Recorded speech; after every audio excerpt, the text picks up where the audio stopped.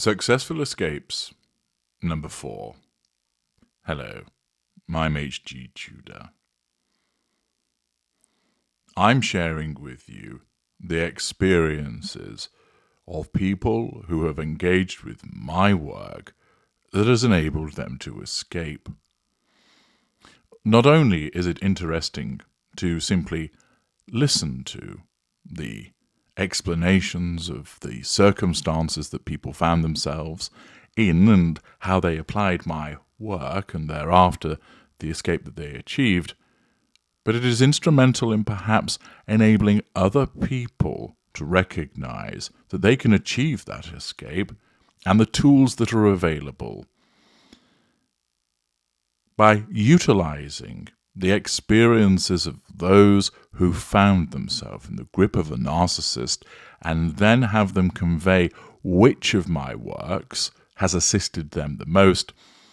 This provides significant encouragement and direction to those who need this further assistance, whilst providing validation to those of you who have achieved escape in a similar fashion. We're now going to hear the detailed experiences of Amy, who shares what happened to her and what she did about it. Hello, my name is Amy Emerson. I am from the great state of New York. I have been a study of HG's work for about 4 years now, and his work has been inarguably life-altering. Before I begin to tell you my story, not only do I wish to express my gratitude to HG for the brilliance of his work he shares, but also to acknowledge my fellow Tudorites out there. It is your comments, the wisdom you all share from your life experiences that have been so vital in my learning and for finally reaching a safe and enjoyable destination in life, and I am very grateful. I now dance with freedom. I sleep with peace. I maintain a healthy, balanced diet of emotional thinking and logic. These results are all a testament to not only the application of HG's work, but to your valuable insights as well. So in my mind, there are 2 escapes, at least for me. The physical one, and then there is the psychological one. Both are equally as grueling, but they are different. For me, the physical escape was like a sprint, a test of acute physical and mental stamina, while the psychological escape was a bit different, more compared to a marathon, long and arduous, many peaks and troughs, a true litmus test of perseverance.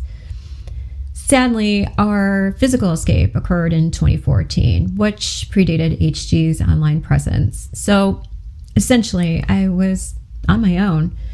For context, I had been living in a different state, 1,000 miles away from home, with different laws. I was isolated from family and friends.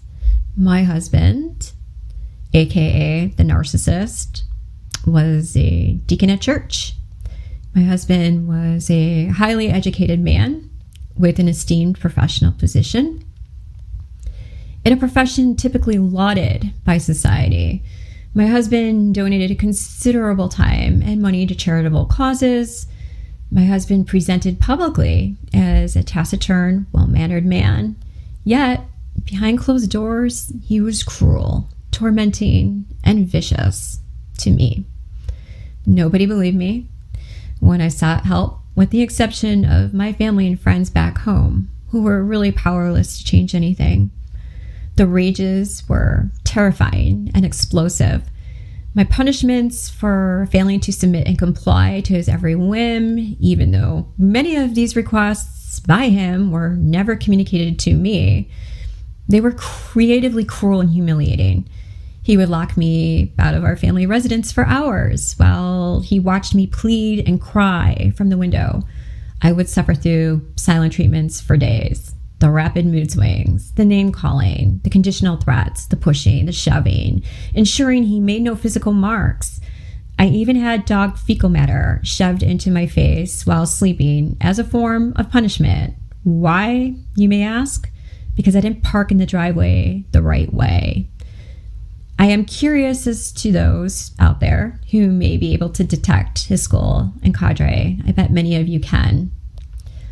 All of these behaviors, which I did not understand, because there were times he could behave decently, and there were times it seemed as if though he did love me. There were good times, but most often they were short-lived. I lived in a state of hypervigilance, constant confusion, false hope, and the awareness that my sense of self had disintegrated, trying to please and placate him, to be everything he wanted in a spouse, despite the fact I had already known these expectations were unrealistic, unattainable, and I was already set up for failure. But naively, I still tried and failed. We divorced. But things got exponentially worse, and any solutions were now wired with custody complexities as we shared a young child who was equally as terrified of his father as I was. This is a time when HG's consultation would have benefited me greatly, which many of you now have such an advantage. Due to many mistakes I unwittingly made pertaining to our divorce, coupled with the complexities of custody and certain state laws, my son and I became displaced. We were homeless. We lived in a car for 9 months as I tried to figure out how to get us back home legally. It was a very dark time. It was a time life had summoned me to my knees. Any empathy I had left was conserved for my child. I no longer focused upon my ex-husband, now ex-husband's behavior, but only on escape, with the goal to rebuild a life that was literally smoldering. In 2015, my son and I legally returned home. Then began the wretched process of rebuilding a career, rebuilding finances. My ex-husband controlled all our finances. I had access to barely nothing, and I did give him everything in a divorce. So that had to, be rebuilt, rebuilding relationships, rebuilding a sense of self, rebuilding confidence, rebuilding a life for now only two, my son and I. Again, HG Tudor's work may have prevented many challenges I faced and plenty mistakes I had made, because I still had no understanding of what my husband is, and how to effectively manage him during the aftermath of escape. After all the horrible things he had inflicted upon me, I still struggled with emotional thinking, and it was hindering my decision-making, clouding my judgment, and unintentionally placing myself in further risk.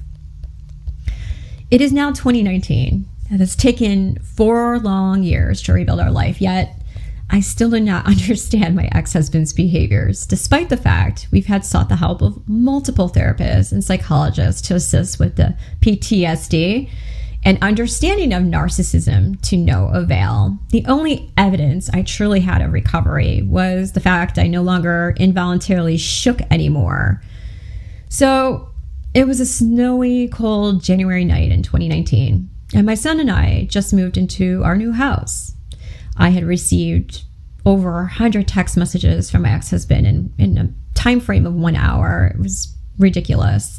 Despite 4 years, a 2-year restraining order that was now expired, 3,000 miles in distance, the behaviors still continued. I remember being exhausted and confused, but mentally prepared to explore the foundation of his behavior. I remember this so vividly. I was carrying a moving box of items, climbing the staircase of my new home in my new rebuilt life, and I placed the box upon the wooden step as I sat next to it in deep thought. I grabbed my phone and I tried Google again. I itemized my ex-husband's behaviors and searched. This time, Google did not forsake me. HG Tudor appeared, and I clicked upon his YouTube channel. I remember sitting on that wooden step for hours, watching video upon video. It was like an epiphany. All the puzzle pieces fit. All the variables had assigned integers now. The behaviors once shrouded in mystery were logically and systemically and methodically unmasked. The homogeneous became heterogeneous. All of the manipulations and machinations were reduced to a common denominator, the assertion of power and control.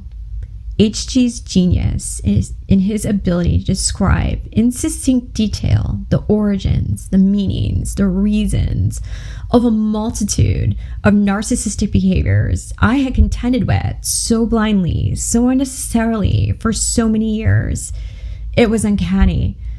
It was on that cold night in January, while actively moving into our new home, our new life, that I had found HG.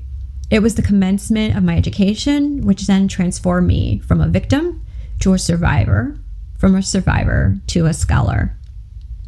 I began with ravenously consuming all HG's YouTube channel content and selections from the Knowledge Vault. I purchased most of his books from Amazon. I had taken the empath detector and placed my ex-husband through a narc detector. Both detectors were truly illuminating.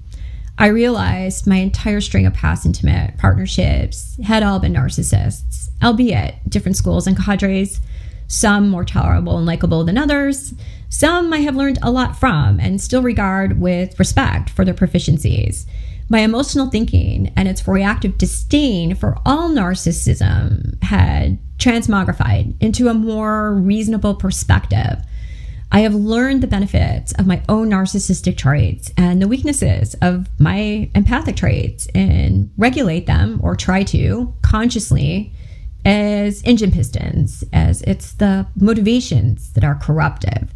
I have learned to mitigate my emotional thinking with logic. I have learned to think of them as levers that need to be heated and manipulated accordingly. The elephant in the room remains, and that is the meddlesome, tenacious, narcissistic ex-husband. I had 2 audio consultations with HG that really helped. Sometimes it takes the master in person, or let's say in voice, to level set the emotional thinking. Admittedly, sharing custody with a narcissist is extremely challenging, and we are the lucky ones who got away, even though we paid a lofty price. No contact or merely logistical communication is really the only way. Again, before HG, I would engage with him, which was a mistake. So the day I knew my long and windy psychological escape had rendered its finality was very recent. My ex-husband appeared at my home. He traveled a long distance, unexpected, uninvited, with the intent to manipulate. Ignored and unwelcomed, I watched a man, my ex-husband, my son's father, a professional perched upon the higher echelons of society, a self-professed man of faith, a humanitarian, a charitable, good, decent man, a man who truly believes he embodies the facade he projects.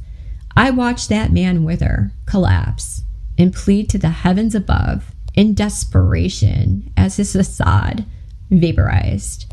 I watched, feeling absolutely nothing, as the creature surfaced from within him, and I got the opportunity to watch my ex-husband succumb to the creature inside. I recognized the creature from HG's work, and it was then I knew that I was truly free.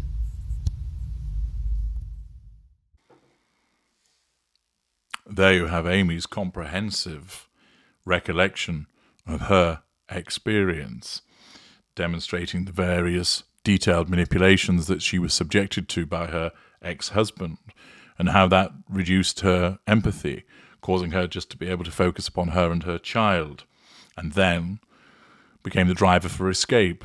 And even whilst she was dealing with all of those behaviors and attending therapy, which didn't provide her with the answers that were necessary, didn't provide her with the insight that she needed, didn't tell her what she was dealing with and how she should deal with it, she was still unaware that she was dealing with a narcissist.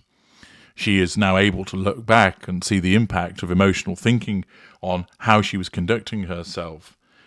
And all of this, after years of being abused, led her to Google his behaviors and for Mr. Google to present my work to her, which she then embraced with a voracious appetite, gaining an epiphany through watching video after video And then she utilized the empath detector and the narc detector and accessed my books and the knowledge vault, providing her with the information that she needed to enable her to fulfill the escape. Because although she had physically removed herself from her ex-husband, he was still hoovering her. She still had various thoughts and queries about what had gone on. He was still impacting upon her. And all of this has enabled her to pursue the proper no-contact regime and achieve a successful escape. Thank you, Amy, for sharing that. And if any of you would like to share your own experiences of how my work has enabled you to achieve a successful escape and that you'd like to share with others and inspire them, all you need to do is send your video or audio file to narcissist1909@gmail.com, headed Successful Escape. Remember to include your name and the part of the world that you're from. You don't necessarily have to give your real name or even the real part of the world that you're from, but it's just provided for context. And explain the circumstances you were in, how you came across my work, how you utilized it, and where it's got to you now. I'm HG Tudor. Thank you for listening.